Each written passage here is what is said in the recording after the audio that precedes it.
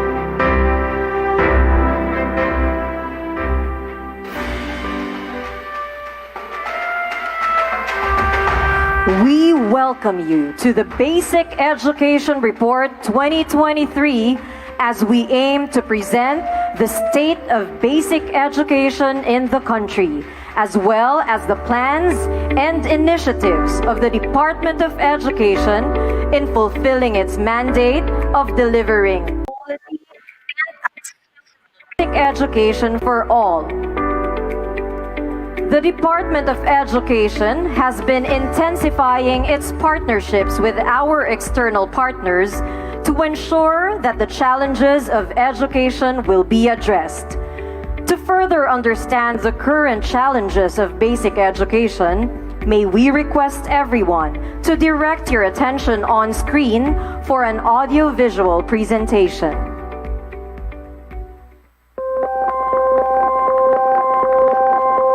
The challenges facing Philippines basic education today did not happen overnight and will not be solved overnight.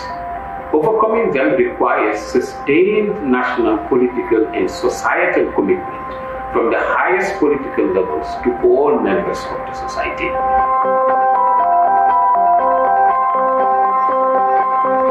Of the many elements of the education system that contribute to the current situation, I would like to focus on two main ones. First, the choice of language of instruction. The DAPAT has adopted the mother tongue-based multilingual education policy in 2013. Overall, the policy is fairly aligned with international good practices, but has faced implementation challenges.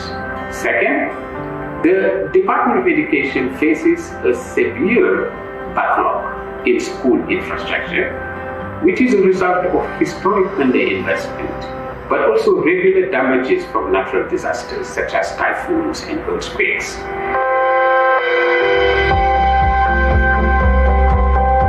Learners face the stigma of violence in different forms, both in person or via digital platforms. A number of children report being lonely in school. Furthermore, only a third believe that their ability and intelligence can develop over time. On a broader scale, children engaged in child labor, especially boys, increased to 68% in 2020. Teenage pregnancy continues to be one of the major reasons for dropping out of school. Children affected by natural disasters and conflict also suffer, reducing days in school and decreasing their ability to learn because of performance. All these factors lead to significant time away from school. This will dampen the country's long-term economic development prospects. The K-12 intended curriculum has a large number of learning competencies compared to the amount of teaching time available in a school year. Students could not keep up with the pace of the curriculum given their low access to learning resources. In terms of the implemented curriculum, research data show that teachers do not have time to teach all the allocated learning competencies. For the tested curriculum, the national achievement tests are aligned with the content of the intended curriculum. However, the cognitive demand of the test items was found to be high and would challenge the knowledge and understanding of most students. The review of the attained curriculum showed that learners are not reaching the levels of knowledge and skills expected by the intended curriculum. This starts in the early grades and goes through senior high school. Graduates of the K-12 curriculum lack the foundational knowledge and skills expected for higher education and employment.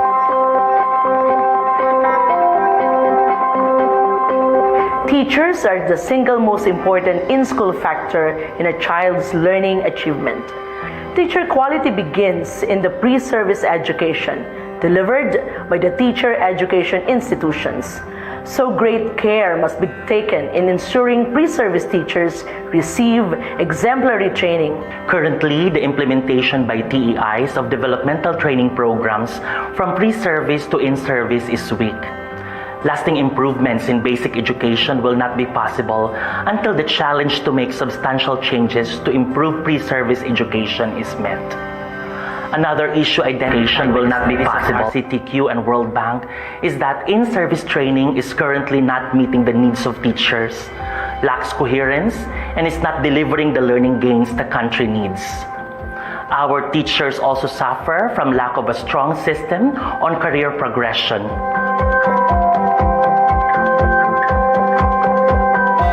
Our work with stakeholders surfaced many issues on employability of graduates and lack of collaborations among government, industry, and academia. On the industry side, while many companies are open to accepting SHS graduates, many job applicants still lack life skills. We need to ensure that these skills are well integrated and taught well in the early stages of basic education. We also sought to stop the stubborn practice of employers requiring college units or diplomas for minimum wage jobs by encouraging them to hire graduates of tech bulk programs or train senior high school learners. While tech bulk is one of the many tracks that K-12 offers with the promise of employability, its potential remains underutilized. The Filipino learner's journey in basic education is challenging, especially for the most vulnerable and marginalized. But the fact that we are gathered here today is a testament that we are ready to face the challenges together.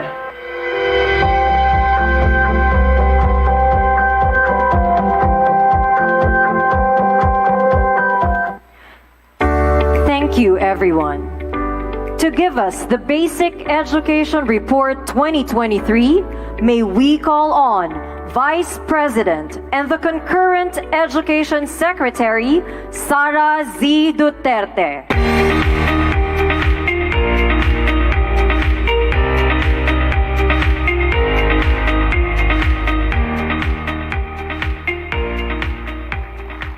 Thank you. Please take your seats. His Excellency Ferdinand Marcos Jr., distinguished guests, ladies and gentlemen, Assalamualaikum, madayaw ug maayong adlaw kaninyong tanan. Magandang araw sa inyong lahat. Sa bahay, bilang ina, kasama ko, namumuhay ang 4 na uri ng learners. Isang kindergarten, isang grade 4, isang grade 3, grade 7 at grade 9. Nakita ko po ang iba't ibang uri ng problemang nararanasan nila sa kanilang pag-aaral araw-araw. Sa trabaho, bilang kalihim ng Department of Education, kasama ko namang namumuhay ang mahigit sa 28 million Filipino learners sa buong bansa.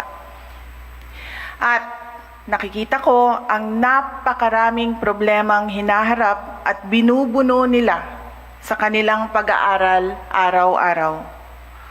For learners at home, over 28 million learners all over the Philippines. These, ladies and gentlemen, make my interest in the future of Philippine education a very personal matter. Filipino learners are not academically proficient.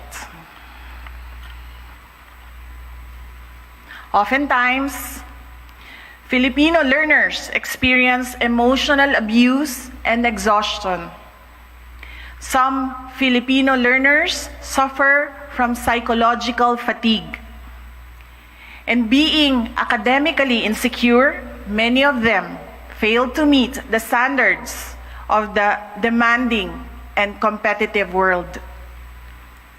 These are caused and triggered by conditions present at home, in our communities, and even in our schools as a result of problems ingrained in our system. This is the truth. Ito po ang katotohanan.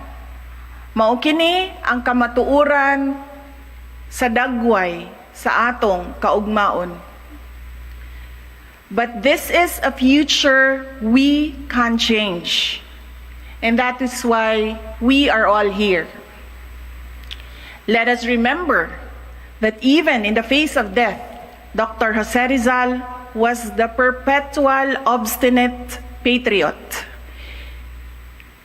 as he was courageous and defiant before his firing squad executioners. Let us remember that Gabriela Silang, an Ilocano, was unshaken by the grief of widowhood and continued the revolution even after the death of her husband, Diego Silang. Let us remember that in Bohol, Francisco Dagohoy led the longest revolution in history. And let us remember that in Mindanao, the successful Moro resistance was fortified by the unity forged between Moro leaders across Mindanao and North Borneo by the great Sultan Kudarat. These are just a handful of Filipinos whose sacrifices changed the course of our history as a people. They are Filipinos who demonstrated the indomitability of our spirit as a people. Our children are children of heroes. They are the descendants of Dr. Jose Rizal, Gabriela Silang, Francisco Dagohoy, and Sultan Kudarat. Our children are bound for greatness. Yes, it is necessary to emphasize that abilities are important to navigate life successfully. But our children must understand that hardships in life are not overcome by the best minds. Hardships in life are overcome by the strongest hearts. Today is an opportunity for us to renew our commitment to our children and their future. Hard work, hard work, hard work. And only if we work the hardest will our children fly, soar, fight, and win. This is the Basic Education Report 2023. The lack of school infrastructure and resources to support the ideal teaching process is the most pressing issue pounding the Philippine basic education.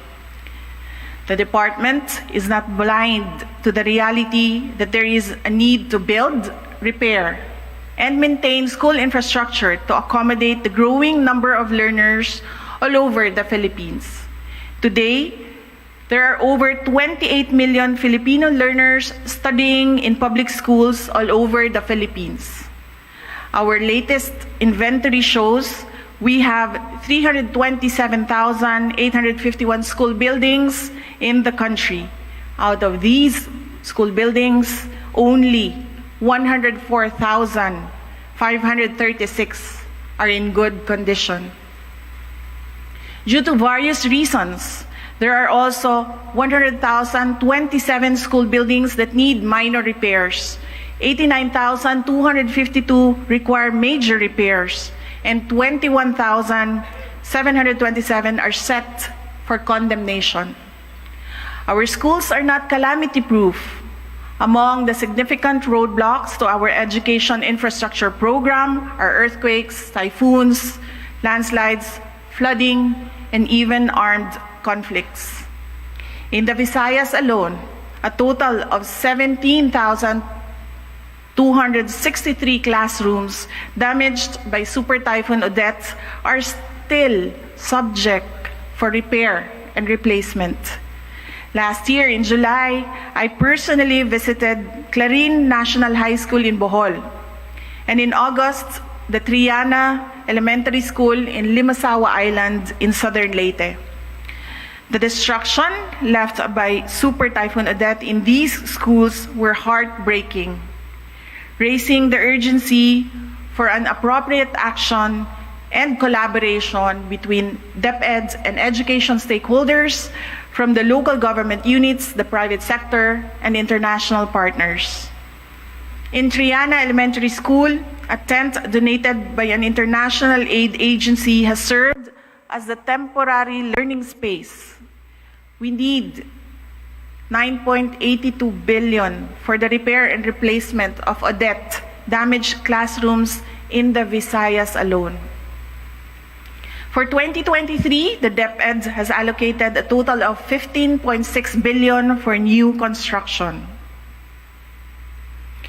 Our assessment of the department's procurement practices showed cracks that, if left unresolved, will harm our vision to providing our learners with quality basic education. These procurement practices also illuminated the concern for transparency and accountability.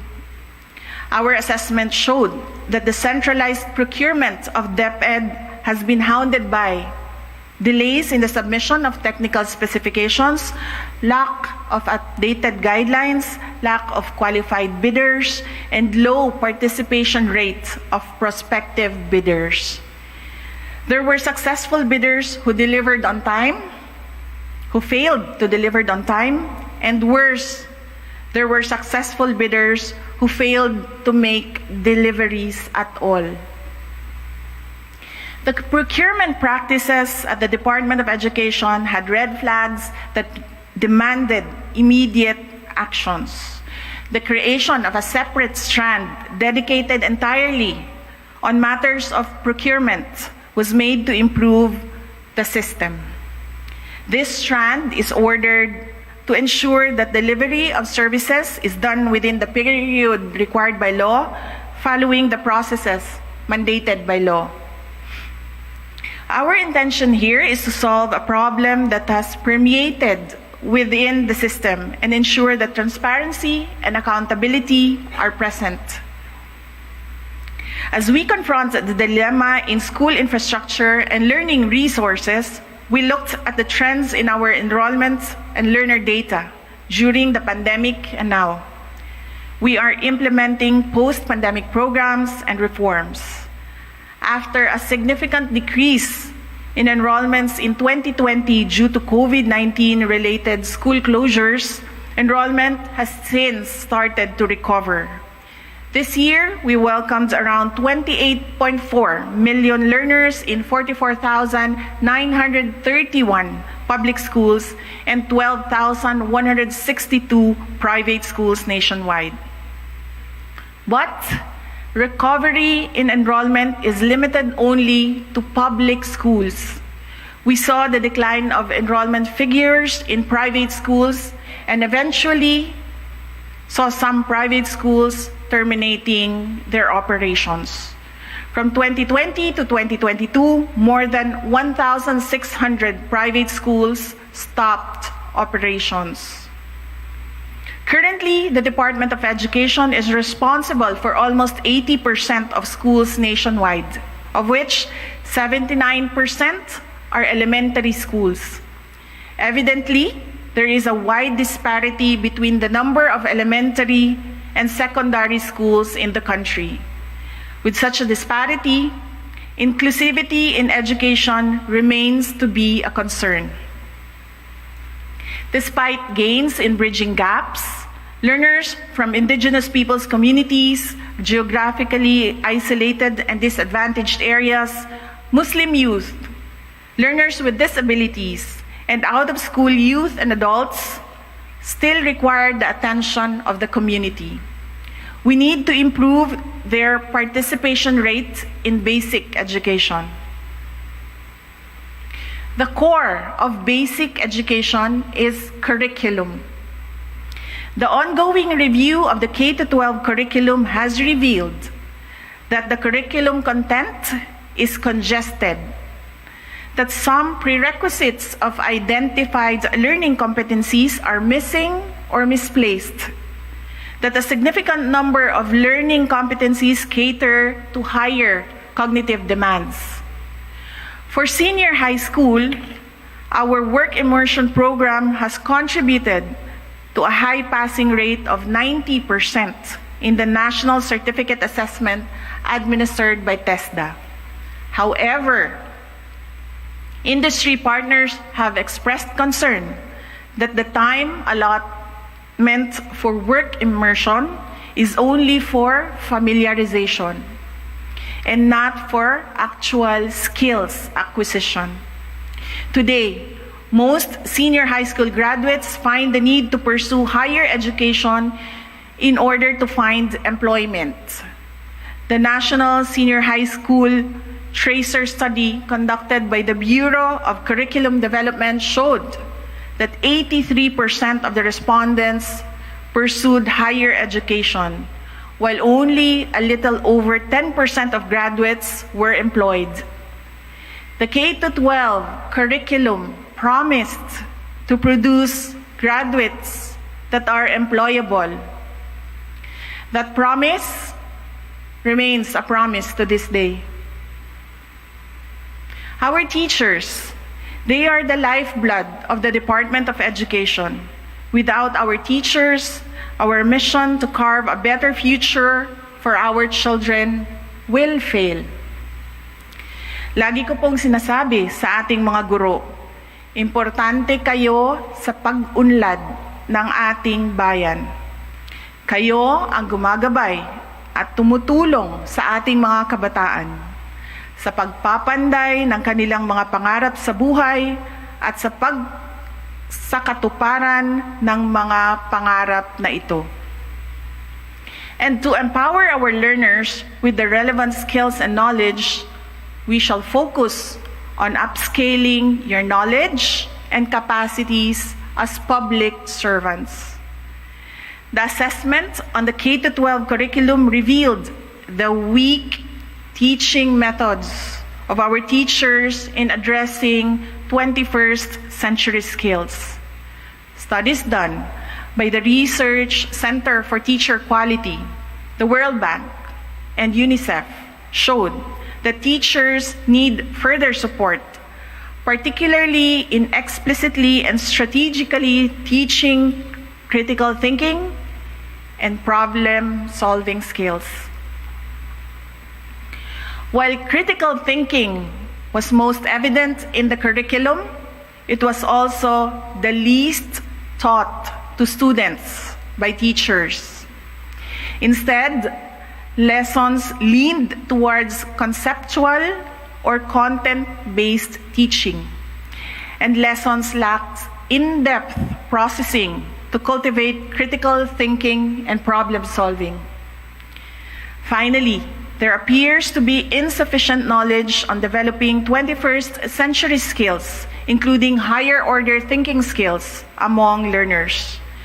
This is not the fault of our teachers, whose dedication, integrity, and the commitment to serve Filipino children and the country strengthened our collective effort to achieve our shared dreams for our learners.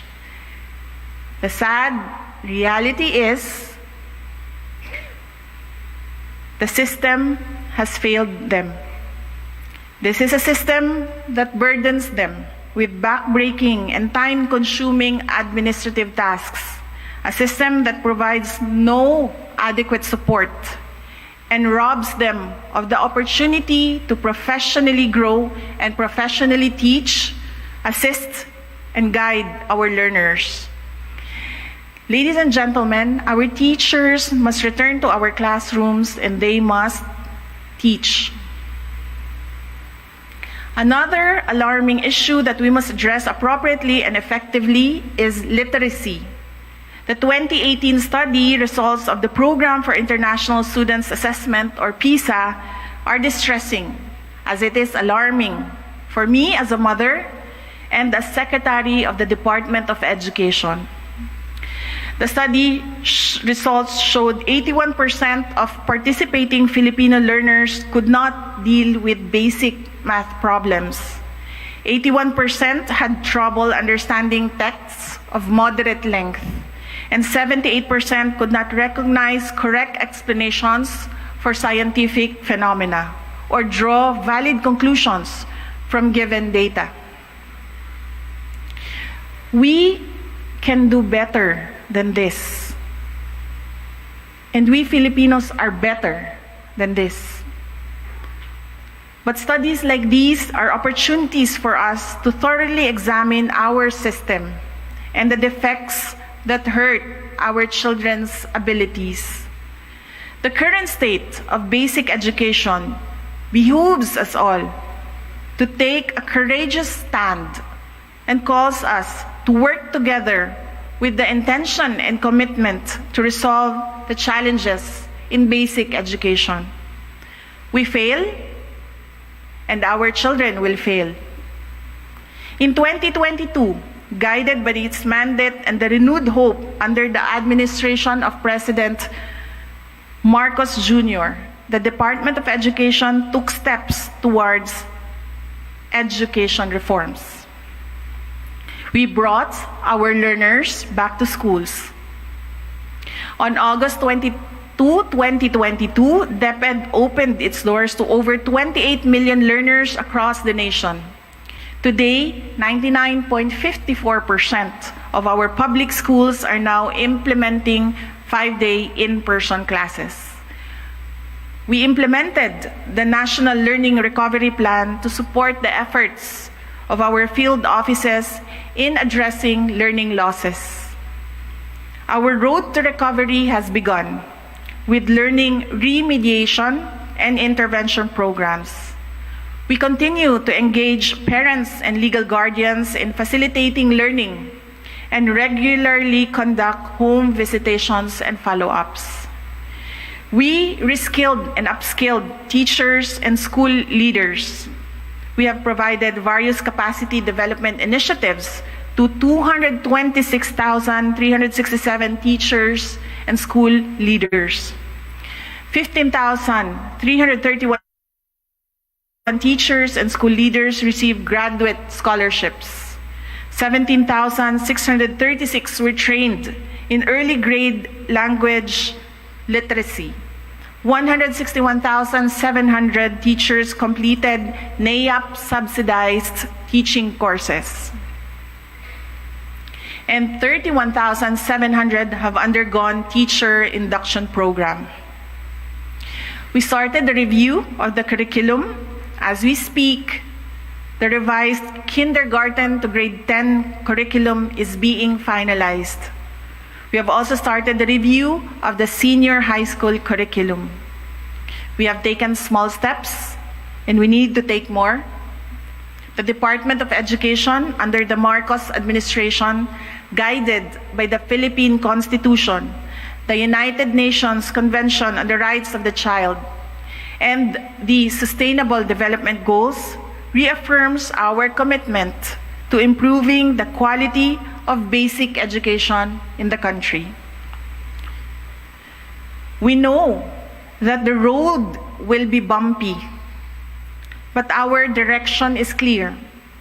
We know that the challenges are vast, but we, Filipinos, are resilient. We will overcome. Tayo po ay magiging matatag tungo sa isang bansang makabata at batang makabansa. I present to you our education agenda.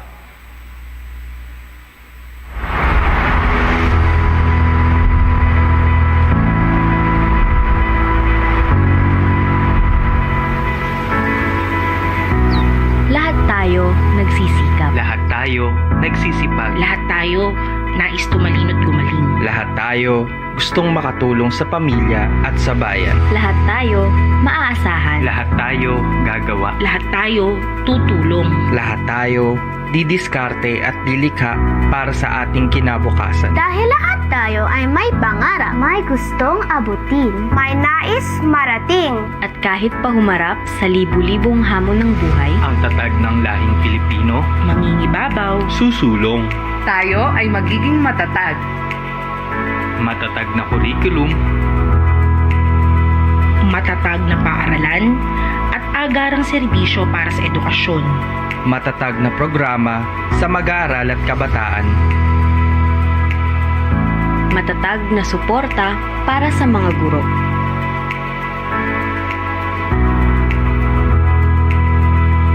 Ang ating pangarap, Maaabot mararating, basta't tulong-tulong. magsisipag tayo Magsisikap tayo. para sa isang bansang makabata. Batang makabansa. Lahat tayo. Lahat tayo. Lahat tayo. Matatag ang pangarap, matatag ang kinabukasan.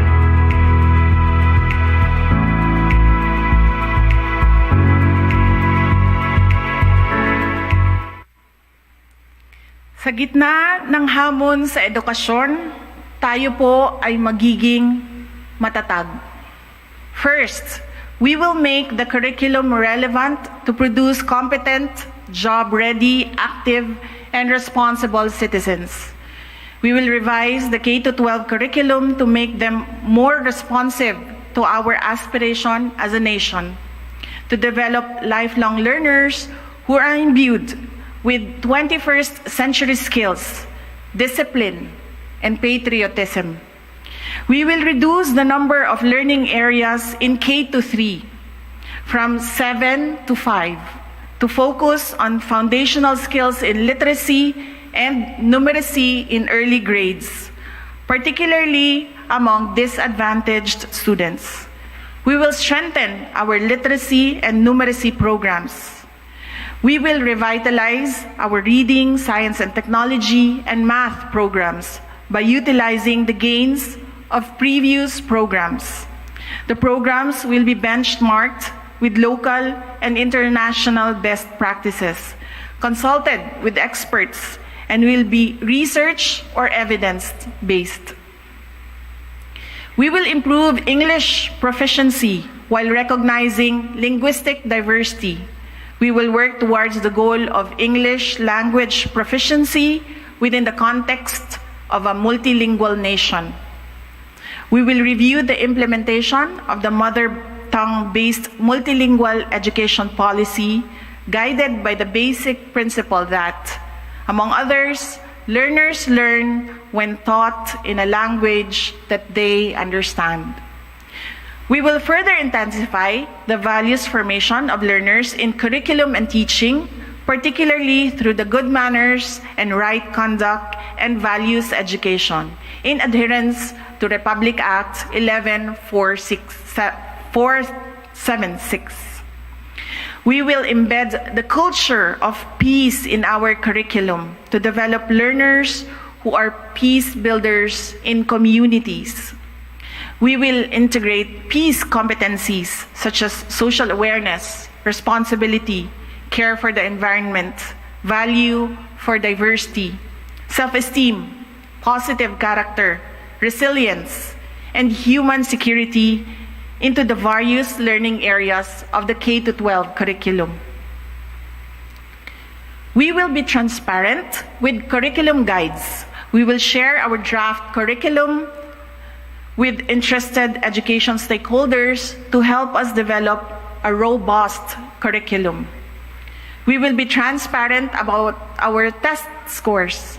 We will make our test data available for researchers and analysts to aid us in making evidence-based policy decisions. We will share sample test items with schools and teachers to strengthen the use of assessment to improve the teaching and learning process.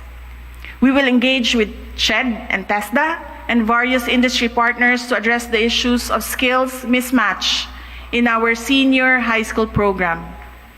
And we will need your help to make our graduates employable.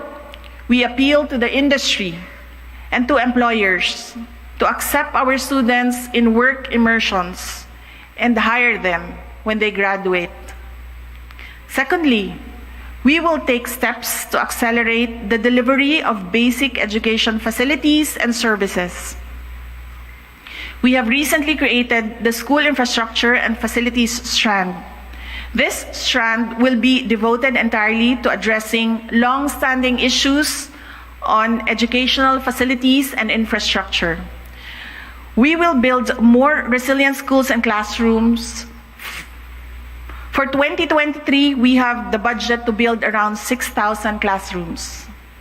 We commit to closing the remaining gaps in school infrastructure with policies to eliminate corruption and insulate the allocation of school building funds with politicization. We will establish fully functional library hubs in our division offices. We will provide schools with electricity. In the next 5 years, we will work towards providing electricity, especially in our last mile schools. We will provide e-classroom packages for teaching and learning. Each package will consist of 46 laptops, 2 charging cards, 2 wireless routers, and 1 smart TV. This will accelerate the integration of ICT in teaching and learning and institutionalize the blended learning program. We will optimize the use of technology, both online and offline, to ensure that learners have opportunities to learn even in the event of a pandemic or other emergencies. We will digitize our essential processes, including our national assessments. We will launch our National Education Portal, or NEP, which will provide a dynamic one-stop shop platform available to all basic education stakeholders, such as teachers, learners, and parents. The NEP will substantially cut down the manual process, reduce transaction costs, and eliminate errors due to human intervention. We will strengthen the complementarity between public and private schools through the seamless implementation of the government assistance and subsidies program of the DepEd with the creation of the Voucher Program Management Office. Working with private school organizations, we will also speed up the issuance of the revised Manual of Regulation for private schools. We will work closely with Congress in pushing for the expansion of GASPE coverage to include kindergarten and elementary learners. For our BARM brothers, sisters, and learners, we will always make ourselves available to provide technical expertise. We will fully support your school building program and GASPE direction. The Department of Education is not without legal problems. but we will cooperate with government agencies for a swift and truthful resolution of these issues. Effective education governance is crucial in accelerating the achievement of education outcomes. Next, we will take good care of learners by promoting learner well-being, inclusive education, and a positive learning environment.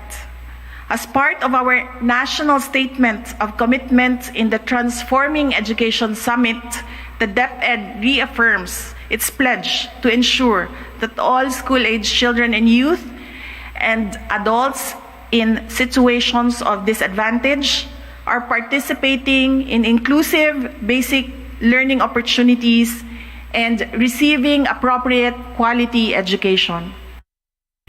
We will undertake initiatives to provide schooling to many more children and youth in situations of disadvantage, regardless of gender, abilities, psycho-emotional and physical conditions, cultural and religious identity, and socio-economic standing.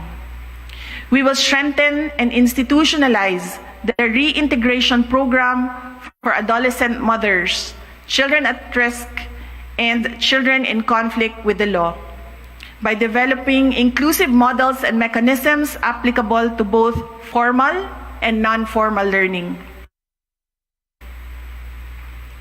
We will continue to strengthen the mechanism in safeguarding our learners against all forms of discrimination and dangers.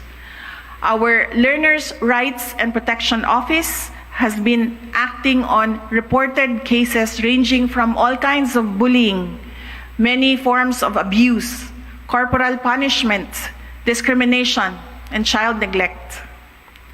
We will improve our learning environments to encourage support, discourage bullying, strengthen the implementation of child protection policies, make students feel safe and respected, and make them, including our Indigenous peoples learners and those with disabilities, feel that they belong.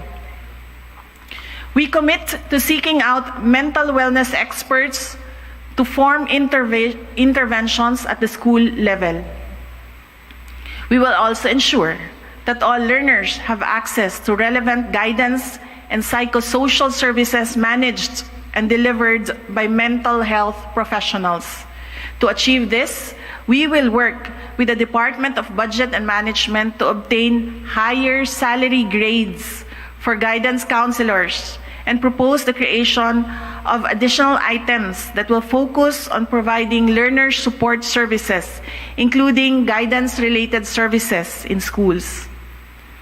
We will strengthen our inclusive education programs, including the alternative learning system, Last Mile Schools, and programs for IP learners and learners with disabilities. We will endeavor that all learners, no matter what their backgrounds are, will be afforded quality learning opportunities and services. We will continue with the establishment of inclusive learning resource centers for our learners with special needs. We will provide assessment assistive mechanisms such as audio-assisted technology, braille, and large print test materials to students with disabilities. We will introduce digital textbooks for certain core subjects in senior high school. We will work with the regional offices and our partners to facilitate the development of learning resources for special needs learners, specifically our visually and hearing impaired learners. We will work with legislators and local government units through the Literacy Coordinating Council to eradicate illiteracy at the city, municipal, and barangay levels through relevant policy issuances and community literacy program interventions. We will involve our parents and guardians in the education of our children. Finally, we will give support to teachers to teach better. Teachers are critical to the success of education. When they are supported, education quality improves. We will continuously provide professional development programs, including graduate degree scholarship programs to teachers, focusing on their learning area specialization, and graduate certificate programs for non-majors. We will provide support in terms of innovative, responsive, and inclusive teaching approaches following the Philippine Professional Standards for Teachers. We will capacitate our teachers and learners in utilizing technology in remote learning to maximize the benefits of digital learning. We will provide training and other learning and development interventions for school leaders, namely the school heads, supervisors, superintendents, and assistant superintendents, so that they can better support our teachers to teach better. We will remove non-teaching tasks and provide administrative officers in schools. We will provide adequate manpower complement in schools, manage teachers' workload, and compensate teachers for unique school challenges. We will fast-track the implementation of the career progression policy so teachers get more opportunities for promotion. We will strictly implement the merit selection policy so that human resource recruitment, selection, and appointment to vacant positions in the DepEd are based on key knowledge, skills, attitude, and desired behaviors, and not due to any form of intervention from other government personnel or similar entities outside of the Department of Education. Within the year, we aim to make the new Teacher Education Council and Secretariat fully functional and start working on its mandates, including setting minimum requirements for pre-service teacher education programs in the country. We will continuously advocate for additional benefits for our teachers. We will implement the policy on the distribution of teacher workload and payments of teaching overload as provided in the Magna Carta for public school teachers. We have also requested the Department of Budget and Management to expand the coverage for the grant of special hardship allowance. We will work towards addressing issues affecting the net take-home pay of teachers. We are discussing with the Department of Health for the provision of free annual physical examinations for our teachers. We are also closely coordinating with the GSIS for an improved and superior benefits package for all DepEd personnel. We will resolve issues on teachers' loans, premium remittances, and other benefits. We have committed to meeting at least once a month until these issues are resolved. Lastly, we are looking to provide free legal assistance facility for teachers on matters concerning loan contracts, obligations, and cases. To our teachers, we recognize your zeal, integrity, commitment, and passion. And yes, we also recognize your sacrifices. We thank you for your sacrifices. Maraming salamat po sa inyong dedikasyon. Hindi po namin kayo papabayaan.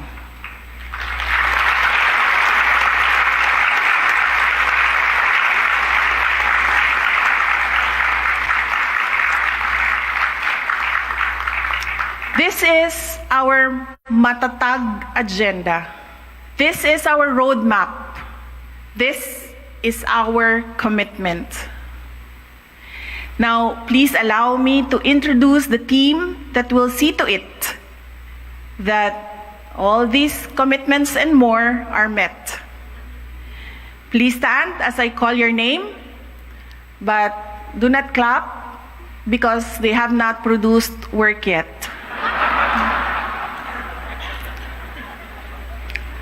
After 6 years, we will all gather here together and clap for them. Curriculum and Teaching Strand, Undersecretary Gina Gonong. Assistant Secretary Alma Ruby Torrio. Assistant Secretary G.H. Ambat. Please remain standing. Human Resource and Organizational Development Strand, Undersecretary Gloria Humamil Mercado. Operations Strand, Undersecretary Rebsi Escobedo. Assistant Secretary Francis Cesar Bringas. Assistant Secretary Dr. Dexter Galban. School Infrastructure and Facilities Strand, or we call him the classroom czar inside the DepEd, Undersecretary Epimaco Densing III. Legal and Legislative Affairs Strand, Undersecretary Jose Arturo de Castro. Assistant Secretary Amanda Marie Nograles. Administration Strand, Undersecretary Christian Ablan. Assistant Secretary Christopher Lawrence Arnuco. Finance Strand, Undersecretary Annalyn Sevilla. Procurement Strand, Undersecretary Gerard Chan. Assistant Secretary Omar Alexander Romero. And the Attorney Michael Wesley Powa. Today, remain standing, DepEd stands before you, heart in hand, humbly seeking your support. Improving access, equity, quality, resiliency, and well-being will not happen overnight, nor can it be done by DepEd alone. We need a national commitment and sustained effort from all sectors of the society. Together, we will rally for an improved learning system in the country. Together, we will rally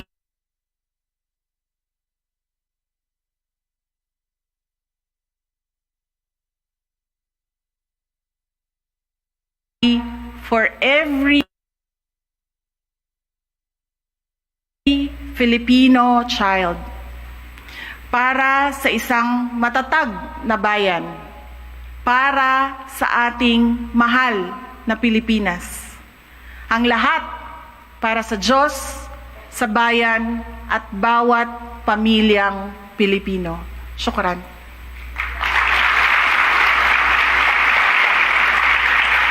Thank you, ma'am.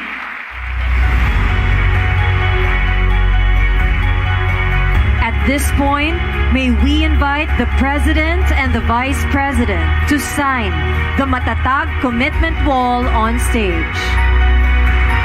We would also like to ask our distinguished guests on stage to stand and witness the commitment signing.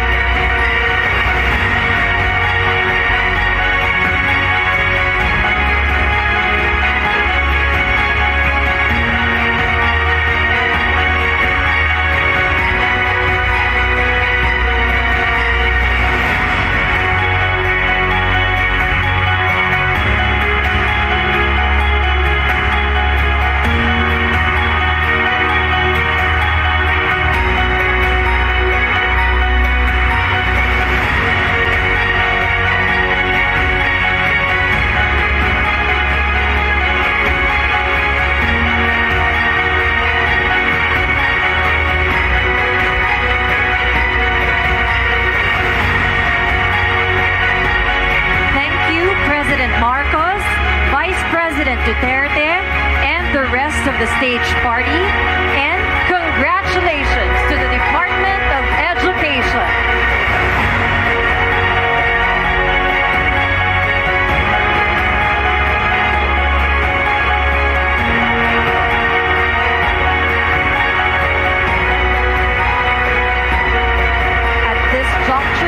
May we invite once again the Vice President and concurrent Education Secretary to introduce our keynote speaker.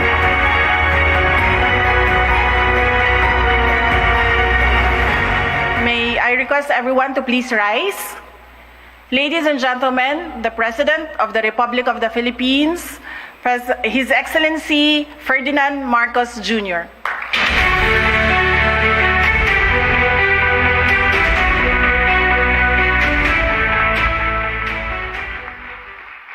Thank you very much to our Vice President and Secretary of Education. Oh, please sit down. Secretary of Education, and we thank you very much for that most thorough and insightful report. And it gives us certainly a baseline. It may not be the best news that we had hoped to receive, but nonetheless, it shows us the directions in which we need to go. Senate President Mig Subiri, the other members of the Senate who are here today, the Excellencies of the Diplomatic Corps, members of the Cabinet, the Chair of the Senate Committee on Basic Education, Senator Sherwin Gatchalian, Pasay City Mayor Imelda Calixto Rubiano, Basic Education and Culture Chairman Congressman Roman Romulo, and the other members of the House of Representatives, my fellow workers in government, ladies and gentlemen, good afternoon. It is an honor to join you today for the first part of the Basic Education Report. And it is particularly important, as we were noting during this, while the Vice President was speaking, that this has been the first conference of this kind for many, many years. And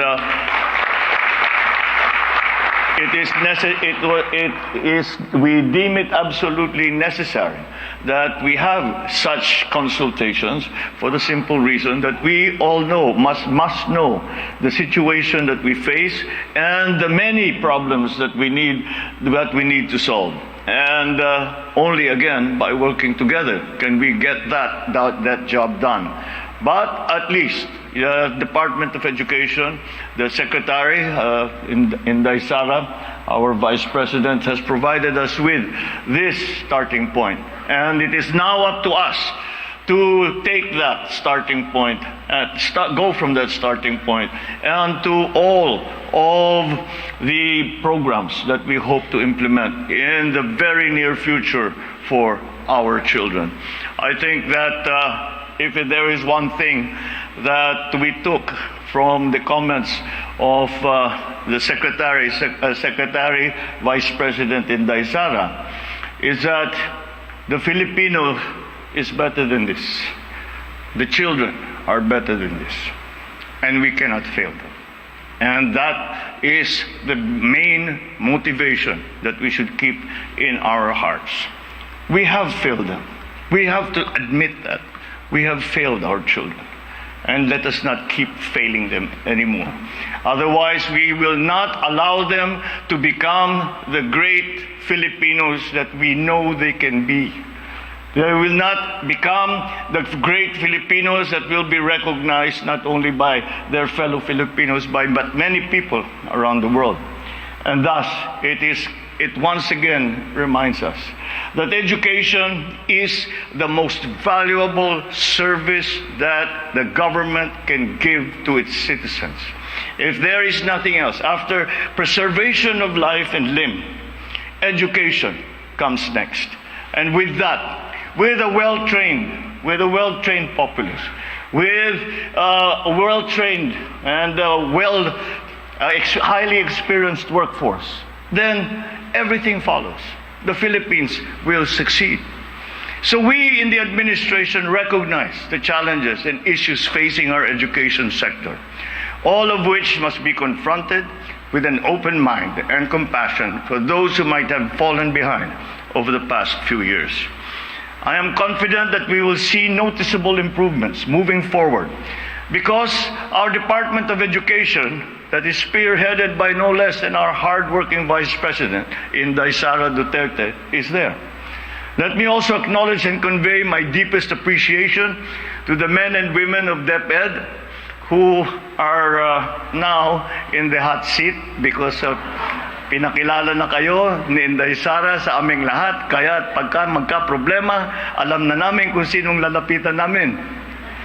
But all of you, the associations in the country, policymakers, the development partners, and all stakeholders for your collective efforts and commitment to pursuing quality education for all. I am pleased to see that you have gathered here for this very important event for the benefit of our learners. Your attendance is a manifestation that addressing our educational challenges requires not only a multifaceted approach, but also the active participation of all. It is my hope that my being here signals this administration's determination and commitment to bridge the gaps that currently exist in the education sector. Indeed, strengthening our education system warrants a whole of government, whole of society approach with the highest degree of proactivity, motivation, and perseverance. As our nation recovers and bounces back from the losses and adverse effects caused by COVID-19, we must now move full speed to equip our learners and educators with the capacity and tools they need to meet the challenges and opportunities we have in front of us. As many of you know, I have been traveling around and trying to bring to the consciousness of our friends and partners around the world of the potentialities of the Filipino worker and of the Philippines. And at every juncture, I am confronted by the challenge of that the central key to success is going to upskill and reskill our workforce. And that again brings us to the importance of education, not only as a moral imperative for government, but as a practical one.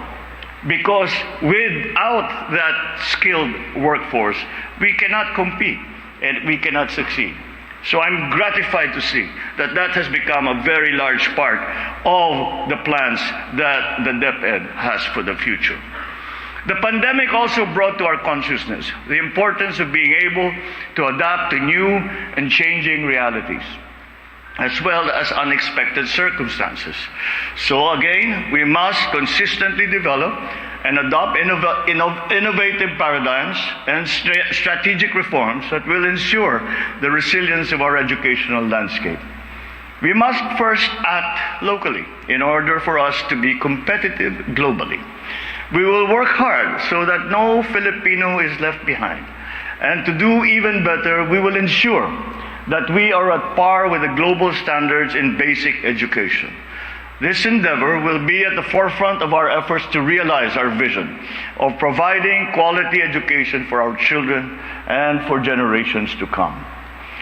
I have previously mentioned that this administration will at no point scrimp on investment in our educational sector and in our young learners. And I am here today to reaffirm that commitment.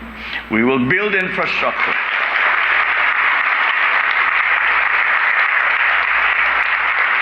We will build infrastructure that will provide our learners, teachers, and the entire academic sector with a healthy and safe environment that is conducive to learning.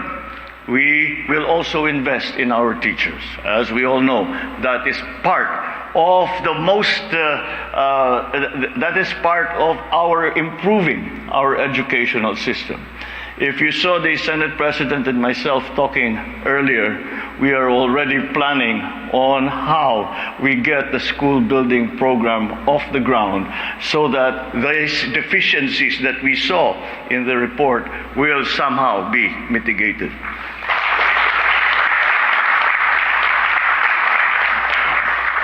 Our teachers are there because it is a vocation. Teachers do not become teachers because it is their job. Teachers do not become teachers because they want to become rich. Teachers become teachers because they have to. It is a vocation, and it is up to us to support them in that effort because they feel the need to educate young people. And we are blessed that we have such teachers, and we should hold them close and do all we can to support them so that they can do to the best of their ability what they have pledged to do. So we invest in our teachers. We will offer them multiple opportunities that meet both their personal and professional needs.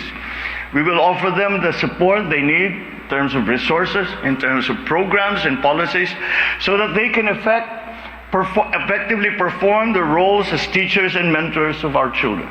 It is my firm belief that quality teachers yield hardworking, productive, and law-abiding citizens. We will also invest in our learners by giving them the right tools and mechanisms that they need in their day-to-day schooling. Let us take advantage of the new technologies and innovations that will provide them convenience and efficiency in their pursuit of learning. Aside from advancing their academic competencies, it is also imperative that we hone them to become productive and responsible members of our society. Let us embrace the DepEd's theme, and a fine one it is. Bansang makabata, batang makabansa. In that way, we can produce young citizens who are not only productive, but also harbor genuine love and passion for our country. That is why I have always been consistent in expressing my full support to the DepEd's plans to take critical, bold, yet sustainable actions that will improve our country's educational sector and address learning challenges. It is something that I have been espousing throughout my entire professional career. And at every position that I have ever held, the very first action I ever took was always to find a way to help our teachers. I know the conditions that they have to work in. I know the difficulties that they have to face, and yet they come to school and look after our children. That is a blessing. So I stand behind you as we come up with a long-term vision and forward-thinking solutions that will benefit our children. I would like to emphasize, however, that government is not able to execute this task alone. As I said earlier, strengthening our education system warrants the support of each one of us that are present here today. All of us have roles to play. We have parts to contribute. And so, let me issue a challenge to you all to become active key players in this effort. Let us join hands and act in unison as we build the best education system that the Philippines has ever seen. We owe it to our children to prioritize their well-being and give them the highest possible quality of education so they may become the innovators and the leaders of tomorrow, not only of the Philippines, but of the world. With our united efforts, I am confident that we will succeed and bring forth a better, brighter, more prosperous future for our children. Maraming salamat po sa inyong lahat at magandang hapon po. Thank you, Mr. President. At this point, may we request the President to kindly grant us a group photo with all our attendees.